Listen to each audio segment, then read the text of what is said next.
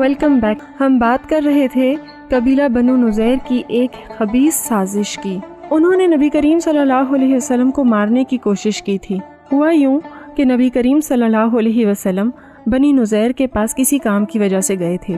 جب نبی کریم صلی اللہ علیہ وسلم وہاں ان کے پاس پہنچے تو ظاہراً تو یہ نبی کریم صلی اللہ علیہ وسلم کے ساتھ بہت اچھے سے پیش آئے، لیکن انہوں نے ایک خفیہ سازش تیار کی ہوئی تھی، اور وہ یہ تھی کہ کوئی آدمی چھت پر چڑھے اور نبی کریم صلی اللہ علیہ وسلم پر پتھر گرا دے اور اس سے نجات دلا دے۔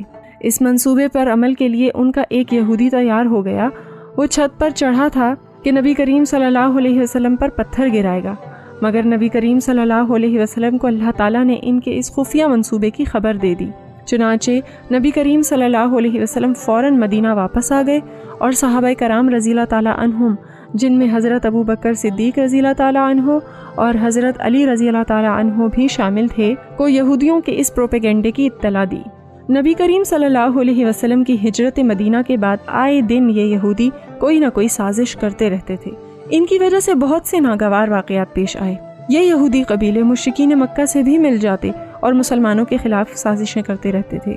ان سب باتوں کو دیکھتے ہوئے، اور پھر یہ کہ نبی کریم صلی اللہ علیہ وسلم کو انہوں نے جو دھوکہ دیا اور پیٹھ پیچھے سے قتل کا وار کرنے لگے، اب تو یہ حد ہو گئی تھی۔ تو نبی کریم صلی اللہ علیہ وسلم نے ان کی جلا وطنی کا فیصلہ کیا۔ رسول اللہ صلی اللہ علیہ وسلم نے محمد بن مسلمہ رضی اللہ تعالیٰ عنہ کو یہودیوں کے پاس بھیجا اور کہا کہ ان کو یہ پیغام دے آؤ کہ نبی کریم صلی اللہ علیہ وسلم کا حکم ہے کہ وہ یعنی بنی نذیر مدینہ اور اس کے اطراف کے علاقے کو چھوڑ کر نکل جائیں۔ اب تم لوگ میرے ساتھ یہاں نہیں رہ سکتے ہو۔ تم لوگوں کو 10 دن کی مہلت دی جاتی ہے، اس کے بعد تم میں سے جو آدمی یہاں مدینے میں نظر آئے گا قتل کر دیا جائے گا۔ اس نوٹس پر یہود نے سفر کی تیاری شروع کر دی، لیکن رئیس المنافقین عبداللہ بن ابی نے ان یہودیوں سے کہا کہ ڈٹ جاؤ اور مدینہ چھوڑ کر کہیں نہ جاؤ۔ میرے پاس 2000 لوگ ہیں جو تمہارے ساتھ قلعوں میں داخل ہوں گے اور تمہاری خاطر جان دیں گے۔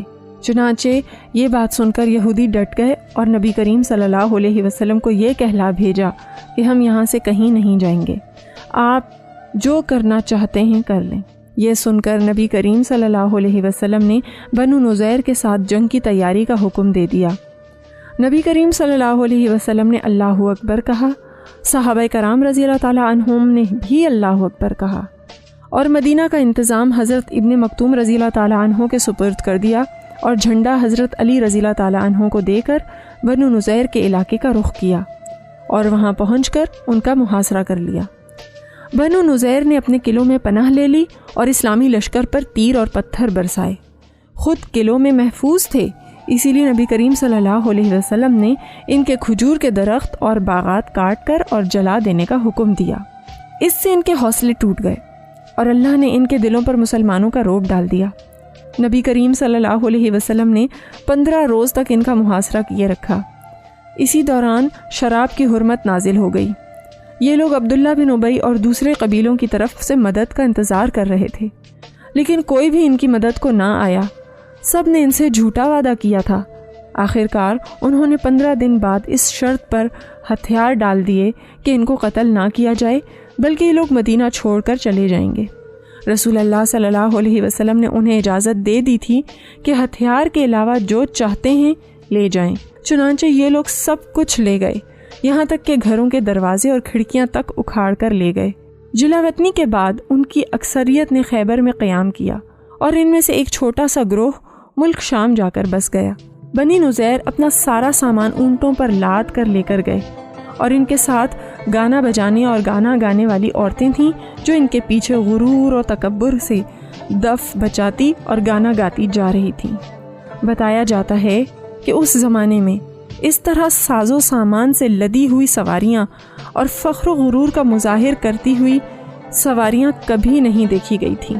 جب ان یہودیوں کو اچھی طرح سے اس بات کی سمجھ آ گئی کہ اب جلا وطنی کے علاوہ کوئی دوسرا راستہ نہیں ہے، تو اپنے گھروں کو دوران محاصرہ انہوں نے برباد کرنا شروع کر دیا تاکہ یہ مسلمانوں کے بھی کچھ کام نہ آ سکیں۔ رسول اللہ صلی اللہ علیہ وسلم نے ان کو اس بات کی اجازت دی تھی کہ جتنا سامان اونٹوں پر لاد سکتے ہیں تو وہ سامان یہ لے جا سکتے ہیں، صرف ہتھیار نہیں لے جا سکتے۔ ہتھیار لے جانے سے منع فرمایا تھا۔ اس پر انہوں نے اپنے گھروں کے اندر جتنا کچھ تھا ادھیڑ کر لادنا شروع کر دیا تاکہ مسلمانوں کے لیے کچھ بھی نہ بچے۔ دوران محاصرہ نبی کریم صلی اللہ علیہ وسلم نے جو کھجوروں کے درختوں کو آگ لگائی تھی اور کچھ کو کاٹ ڈالا تھا اور کچھ چھوڑ دیا تھا، وہ جنگی حکمت عملی کے پیش نظر کیا گیا تھا۔ ادروائز نبی کریم صلی اللہ علیہ وسلم نے درختوں کو جلانے یا کاٹنے سے منع فرمایا ہے، لیکن چونکہ دشمن ان درختوں کی آڑ میں چھپ کر بیٹھا تھا اور مسلمانوں پر چھپ کر حملے کر رہا تھا، تو نبی کریم صلی اللہ علیہ وسلم کا دشمن کی آڑ کو ختم کرنے کا مقصد تھا۔ بنو نذیر کا یہ علاقہ جو مسلمانوں کے قبضے میں آیا مدینے سے 3-4 میل کے فاصلے پر تھا، اسی لیے مسلمانوں کو لمبا سفر کرنے کی ضرورت پیش نہیں آئی اور اس میں اونٹ یا گھوڑے دوڑانے نہیں پڑے۔ اسی طرح لڑنے کی نوبت بھی نہیں آئی اور نبی کریم صلی اللہ علیہ وسلم کو اور مسلمانوں کو بغیر لڑے اللہ نے ان پر غالب کر دیا۔ اسی لیے یہاں سے حاصل ہونے والا مال فہ کہلاتا ہے، جبکہ دوسری جنگوں سے ملنے والا مال غنیمت کہلاتا ہے، اور مال فہ کا حکم مال غنیمت سے مختلف تھا۔ یہ خاص نبی کریم صلی اللہ علیہ وسلم کے لیے مخصوص تھا، یعنی نبی کریم صلی اللہ علیہ وسلم جس طرح سے چاہیں تقسیم فرما دیں۔ چنانچہ نبی کریم صلی اللہ علیہ وسلم نے یہ مال مہاجرین میں تقسیم فرما دیا۔ صرف 2 مہاجرین سہل بن حنیف رضی اللہ تعالیٰ عنہ اور ابو دجانہ رضی اللہ تعالیٰ عنہ کو ان کے فقر و فاقہ کی وجہ سے اس مال فہ سے کچھ حصہ دیا گیا۔ بنی نذیر قبیلے میں سے صرف 2 یہودی یامین بن عمیر بن کعب اور ابو سعید بن وہب مسلمان ہوئے تھے اور ان کا اپنی جائیداد پر بدستور قبضہ رہا۔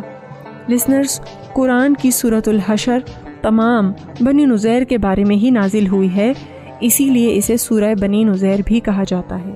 یہاں پر ہمارے پروگرام کا وقت ختم ہو جاتا ہے، لیکن ہمیشہ کی طرح آج کی حدیث آپ کے ساتھ شیئر کریں گے۔ آج جو حدیث میں بیان کروں گی وہ پڑوسی کے بارے میں ہے۔ حضرت ابی شریح رضی اللہ تعالیٰ عنہ نے بیان کیا ہے کہ نبی کریم صلی اللہ علیہ وسلم نے فرمایا ہے، واللہ وہ ایمان نہیں لاتا، واللہ وہ ایمان نہیں لاتا، واللہ وہ ایمان نہیں لاتا۔ نبی کریم صلی اللہ علیہ وسلم نے یہ 3 دفعہ فرمایا تو صحابہ کرام رضی اللہ تعالیٰ عنہم نے پوچھا، یا رسول اللہ کون ایمان نہیں لاتا؟ نبی کریم صلی اللہ علیہ وسلم نے فرمایا، جس کے شر سے اس کا پڑوسی محفوظ نہ ہو۔ ایک اور جگہ ابو ہریرہ رضی اللہ تعالیٰ عنہ سے بیان ہے کہ نبی کریم صلی اللہ علیہ وسلم نے فرمایا، جو کوئی اللہ اور آخرت کے دن پر ایمان رکھتا ہو وہ اپنے پڑوسی کو تکلیف نہ پہنچائے۔ لسنرز، ان احادیث کو سن کر ہمیں پڑوسی کے حق کا پتہ چلتا ہے کہ ہمارا کتنا حق ہے ہمارے پڑوس پر۔ ایک تو یہ کہ ہم نے کوئی ایسی حرکت نہیں کرنی ہے کہ جس سے ہمارے پڑوسی کو تکلیف ہو، پھر ہم نے اپنے پڑوسی کا خیال بھی رکھنا ہے کہ پتہ چلے ہم خود تو خوشحال ہیں لیکن پڑوس کے گھر میں بات کچھ اور ہے۔ پڑوسی کا حال احوال پوچھتے رہنا چاہیے۔ اگر کبھی پڑوسی کے گھر کھانے کا انتظام نہیں ہے تو ہمارا دین تو ہمیں یہ بات سکھاتا ہے کہ پہلے پڑوسی کو پوچھا جائے اور اپنے گھر والوں کے ساتھ ساتھ پڑوسی کو بھی کھلایا جائے، لیکن یہ چیز ہمارے معاشرے میں بہت کم دکھائی دیتی ہے۔ ہمارے دین نے تو اس بات پر بھی زور دیا ہے کہ اگر ہم اپنے بچے کے لیے کوئی کھلونا لاتے ہیں اور وہ کھلونا ہمارے پڑوسی کے بچے کے پاس نہ ہو تو یہ ہمارا فرض بن جاتا ہے کہ ہم اسی طرح کے 2 کھلونے لائیں، ایک اپنے بچے کے لیے اور ایک اپنے پڑوسی کے بچے کے لیے۔ اور اگر ہم یہ نہیں کر سکتے ہیں تو پھر ہمیں اپنے بچے کو وہ کھلونا تب دینا ہے جبکہ پڑوسی کا بچہ موجود نہ ہو، وہ یہ نہ دیکھ سکے۔ یہ باتیں ہمارے پیارے نبی کریم صلی اللہ علیہ وسلم نے بتائی ہیں اور یہ ہمارے دین اسلام کا حصہ ہیں، لیکن افسوس اس بات کا ہے کہ بجائے پڑوسیوں کا خیال رکھنے کے ہمارے معاشرے میں پڑوسیوں کے ساتھ کمپٹیشن شروع کر دیا جاتا ہے، ایک دوسرے سے آگے بڑھنے کی ریس شروع ہو جاتی ہے۔ ان چیزوں کو ختم کرنا ہوگا اور یہ میرے یا آپ کے کہنے سے نہیں ہوگا بلکہ دین پھیلانے سے ہوگا انشاءاللہ۔ اسی کے ساتھ ہمارے آج کے پروگرام کا وقت ختم ہو جاتا ہے۔ انشاءاللہ کل پھر سیرت نبوی صلی اللہ علیہ وسلم کے پروگرام کے ساتھ حاضر ہوں گے۔ اس وقت تک کے لیے اجازت۔ السلام علیکم ورحمۃ اللہ۔